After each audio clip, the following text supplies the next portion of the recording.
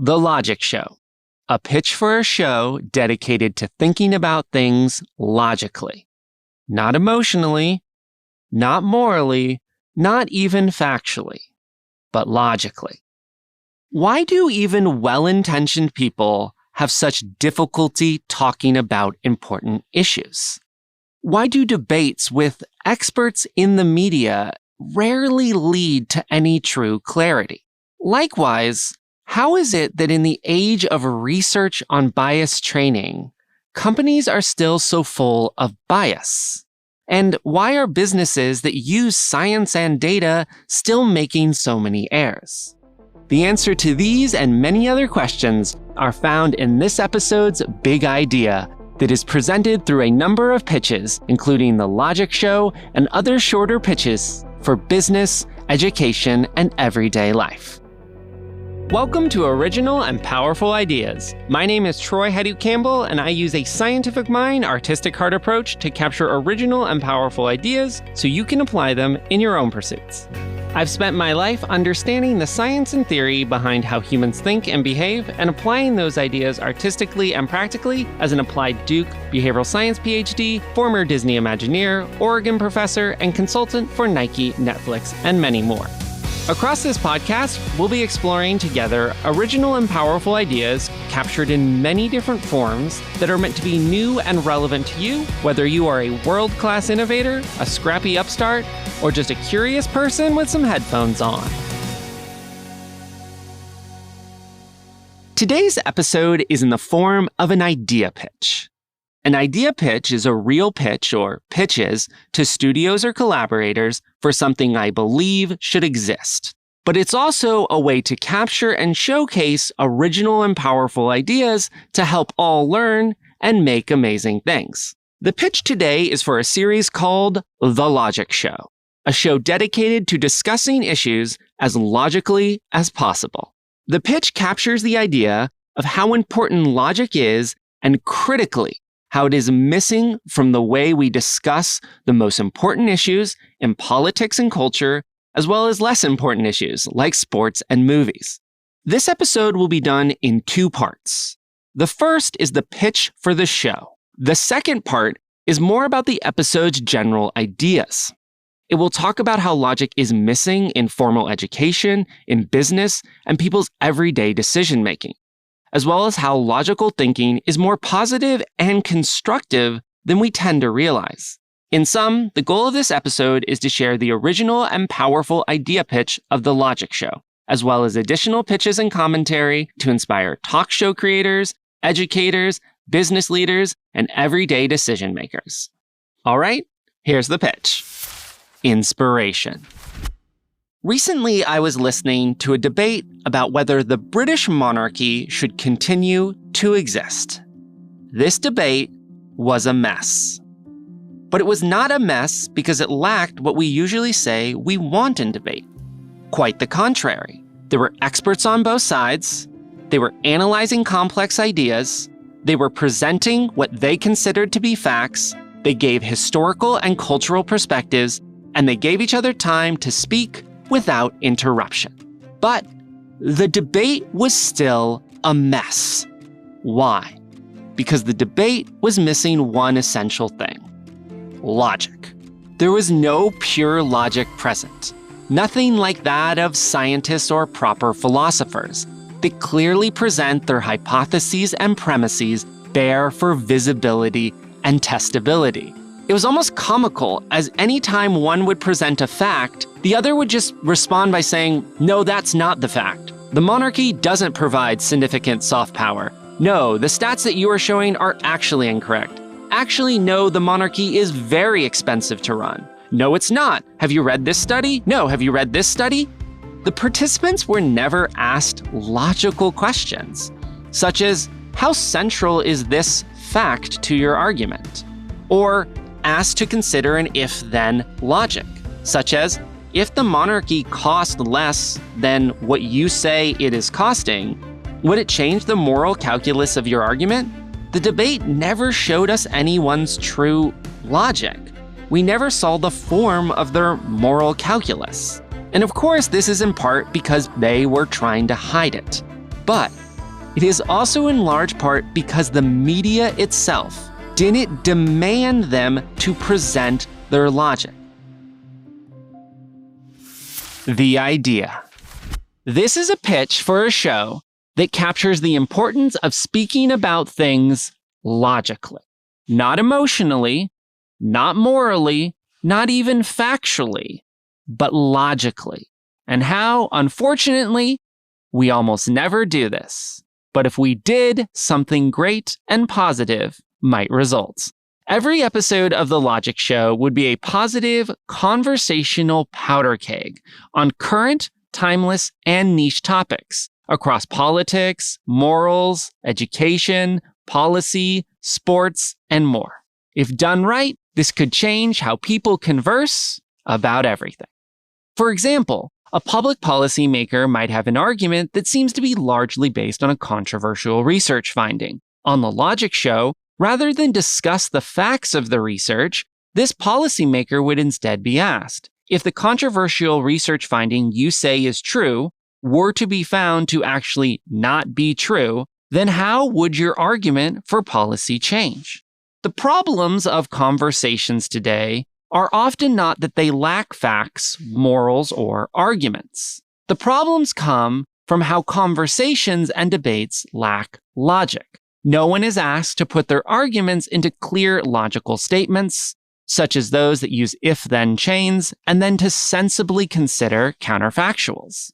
The host would also be clear to guests what questions or criticisms they would put forward to them on the show, and would literally ask most of those questions to the guests in the pre-interviews. The goal would be to be as different as possible to the fiery debate and gotcha journalism that often preoccupies most conversations we see in the media, while at the same time strongly holding any guest accountable to present their logic. The consumer demand. This show would be a financial success because there is an obvious growing demand for more logical and bias-free content. This demand is evident in how much people watch intellectual and philosophical content on YouTube. Often dry academic lectures on logic have millions of views. Consider how popular a show might be if it was logical but not as dry. Further, over the last decade, people generally have developed a new understanding of how our psychological tendencies can lead to types of biases and error-prone processes. People may not always be thinking logically, but many people are increasingly interested in being logical and busting their biases. If provided with content that helped them do so, many people would consume it. The why. Scientific research finds that it is so easy for our emotions, desires, and intuitions to take hold of our logic and alter our thinking through biases we often don't notice. The Logic Show is important because it would deal with the many biases that researchers like myself have found, including solution aversion, the bias to deny that something is a problem when the perceived solution is highly aversive, egocentrism, the bias to judge the world from our own egocentric personal perception, stereotype bias, the bias to judge someone's behavior based on pre-assumptions you have about them or their group, moral dissonance, the bias to view things that just feel morally wrong as having no utilitarian benefit, flight from fact, the bias to, when the facts don't support one's belief, to take a flight from facts,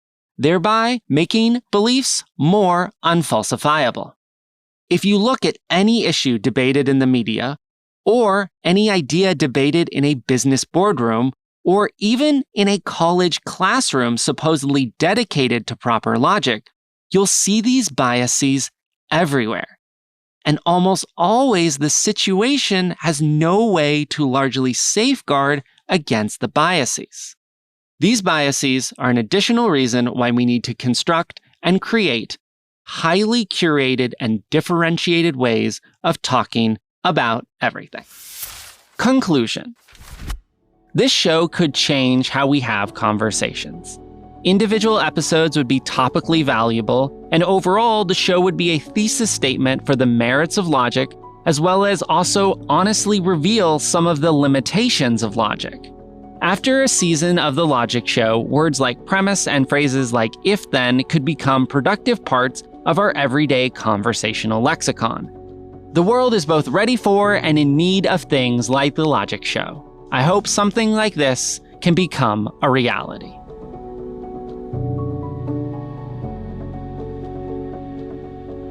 So that concludes the first half of this episode. I hope you have been enjoying this idea pitch format, because we're going to continue it in the second half.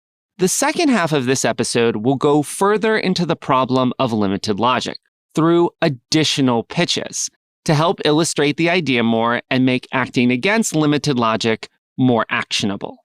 The pitches will cover the topics of education, business, bias training, government, and one's personal life, and a few important general realizations about how logic is far more positive, constructive, and universal than we tend to realize. Notably, unlike The Logic Show, which is more a novel pitch for something almost completely original, these all are pitches based on some work already done by myself and colleagues, as well as many initiatives completed by many others. Regardless of how much these things have actually been done and put into practice, they haven't been done enough. All right, now let's dive into the second half of this podcast, which we might call Pitchapalooza, because there's going to be a lot of pitches coming quick, especially after the slightly longer education one. Topic: education. This is a pitch for creating more classes that are dedicated specifically to teaching students to think logically. Here's why this is so important. In education, logic often tends to not be treated as something essential and fundamental, and instead is often haphazardly mixed in with other topics or relegated to niche honors courses. Here's two ways to think about this. Number one, just for the nerds. When I was in high school and college, before I took my major classes, I only took 2 classes dedicated strictly to logic, and both of those were in honors-style programs, such that at my school, those only were delivered to people in the advanced programs. In high school, I took a Theory of Knowledge class as part of the special International Baccalaureate program that myself and less than 1% of the students at my high school were in, and as part of an honors social science core at University of California, Irvine in their campus-wide honors program, which, once again, less than 1% of students were in.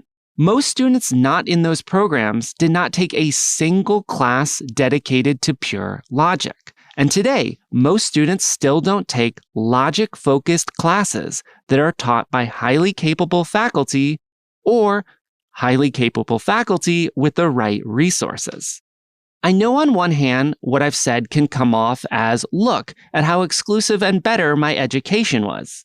But in actuality, what I'm trying to propose is that what my educational experience was should at least be what every average experience in education is. Before people turn 20 years old, they should have at least 2 logic classes, 2 classes that teach them actually how to think. Is it any wonder why we are so illogical? When we were simply never taught to be logical, especially in a pure form.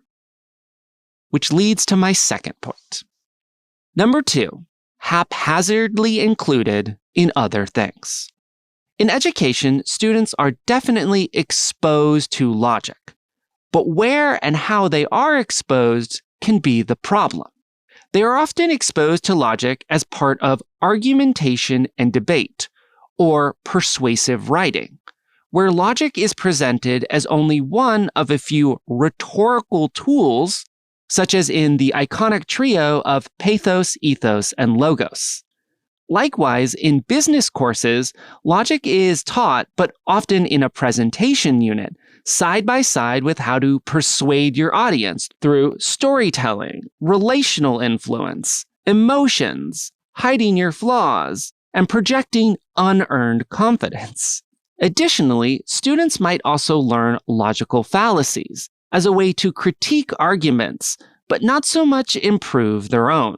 Or they might learn elements of logic in a mediocre research or online literacy course, a social criticism course, a political course, or a course that is part of their major where logic is a part of it, but not in its purest form. Logic is rarely the true focus. And potentially most importantly, pure logic is not taught as a problem-solving or truth-finding exercise, but instead as a tool to be weaponized for rhetorical persuasion, for attacking others through logical fallacies, for protecting yourself from fake news, or for niche applications such as coding, a domain of scientific testing, or acute financial decision-making. It may be there, but it's not fundamentally there, even if it looks like it. If you want any more evidence of this, go ask college humanities and writing teachers who have the incredibly difficult requirement to teach students how to write, research, argue, persuade, connect with audiences, and do logic all in a single introductory course that has far too many students and not enough resources to support it. Business and organizations. This is a pitch for a logic facilitating and training firm that is hired by businesses to strictly focus on enabling and developing more logical thinking and practices. Whenever working with big companies, what my colleagues and I find that they almost always need is help with thinking logically. They sometimes need specific consulting expertises in brand or culture or radical creativity, and that's usually the main reason they hire us. But also, alongside those expertises, they need a team to come in and facilitate conversations and build new norms that are devoid of bad habits. Some thinking training can help them with certain skills like identifying the difference between a problem and a solution, or what level of the so-called ladder of inferences their assumptions are currently at. And of course, what occurs in these trainings and facilitated situations is that people tend to excel, because of course, logic is a part of these people's skill sets. It's a part of their jobs as scientists, designers, and business strategists. It just doesn't always translate. They all speak logic. They just speak it in a different dialect. This is why when you bring in a group that can identify and present the underlying logic and bring everyone to speak that in a more universal way, something special can occur. Topic: bias training. This is a pitch for a form of bias training called fundamentals and bias training, which focuses on teaching people the fundamentals of thinking and behaving instead of just focusing on bias resistance. Here's why this is so important. Cognitive bias training is very popular today for topics like clear thinking and inclusion. However, so much bias training is like trying to fix a flaw to a fundamental skill that people have never formally learned. It's as if you were going up to someone who has never formally been taught how to play basketball and criticizing how they biasly put too much weight on their pivot foot. They might not even understand why a pivot foot is important or even what the word pivot means. Likewise, it can be similar to going up to someone who has never been taught how to cook complicated dishes and then saying, here are some biases that even great trained cooks have. Bias training should make sure people understand the fundamentals of what good logical thinking or good inclusive behavior is before jumping to the airs. Time and time again, my colleagues and I get hired by companies who have had extensive cognitive bias training, but have felt it has had no real impact because no one learned how to do the fundamental acts of constructing a logical statement or inclusively listening. But they do know a lot of science about psychological bias. Topic: government. This is a pitch for governments to engage in more expansive logical thinking when considering policy, with a team of people who aren't necessarily policy experts, but who are logic and thinking experts. Here's why this can be so important. In governmental decision-making, people often quote-unquote logically propose things like raising parking prices to encourage people to not drive downtown, but to bike downtown instead. While their ideas might sound logical, they are often quite limited, as they can completely overlook certain assumptions. Here, such as, do people have bikes? Do they even know how to ride a bike? And are there other workarounds for them? The result is that things cannot go as anticipated. For instance, in this case, people not driving downtown where local businesses are, and instead driving to the Olive Garden and McDonald's where they have plenty of free parking. Topic: personal decision making. This is a pitch called Logic for Life, a series of books, media, and training that teach people how to think more logically about their decisions, including their biggest decisions and their everyday decisions. Here's why this could be so important. So much of great therapy often involves simply getting individuals to think more logically and clearly about their lives. This often involves escaping what are often called cognitive distortions. All day, every day, we are constantly thinking and deciding, and there are models out there that can help us do that better. But we tend to almost never learn these models. If people were better at the ways therapies teach people to think, people would in general have better mental health. Though a non-therapy style of education can never replace therapy, in many situations, it can be very useful. So those are the pitches and the plans and the ideas. Now, as with many episodes, we end with a tip, a trick, a theme, and one more thing. A tip: define before you debate. A trick: always ask why like a child does. Why is that true? Why do you know that? Why do we think that? Why did we come to this assumption? Why are we beginning with that premise? While many people often engage in good logical reasoning, it is built on statements that were not given enough why questions before the logical reasoning began. A theme: logic, broadly defined, is so much more than we think it is. Logic is the reasoning powers of Sherlock Holmes. Logic is the if-then inspirations that drive creatives. Logic is the problem solver's best friend and the toolkit for the builder's constructions. Logic is positive.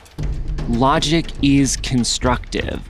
Logic is foreseeing and making. Logic is not niche. Logic is what we need in almost everything we do. And it also simply might be something that we all universally have. One more thing. The ability for the human brain to think in cause and effect logics, to think in hypotheticals, or even to think in narratives, is what many scholars consider the defining and distinguishing attribute of human cognition versus other animal cognition. In other words, logic makes us human.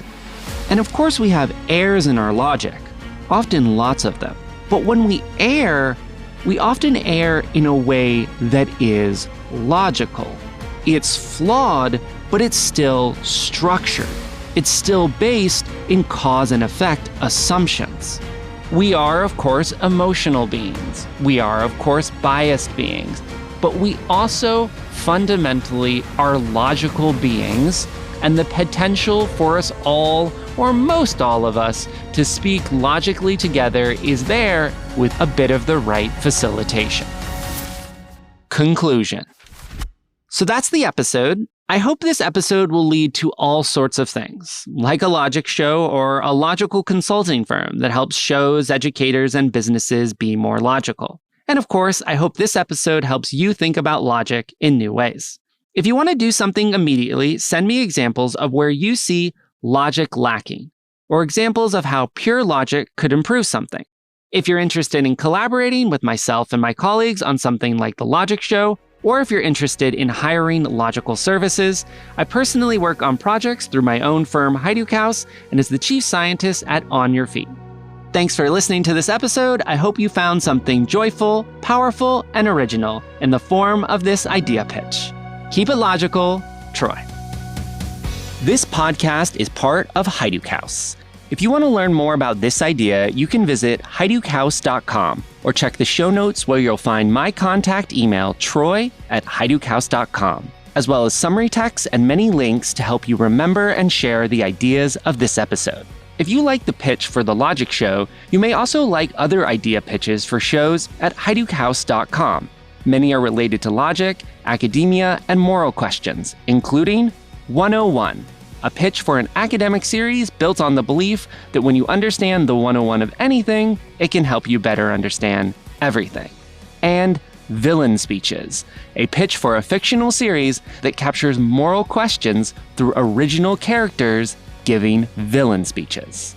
Also on the website, you'll find many ideas presented in the traditional white paper book section that relate to logical and thinking processes, including solution aversion, the psychology of why people deny solvable problems, and the D's of design, a flexible process for deciding and designing anything with more clarity and better logic. Maybe not perfect logic, but better logic.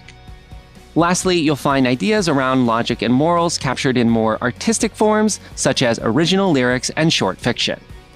My name is Troy Hajduk Campbell, and I created Hajduk House to engage with the most interesting ideas and the most interesting people, always with a scientific mind and an artistic heart approach.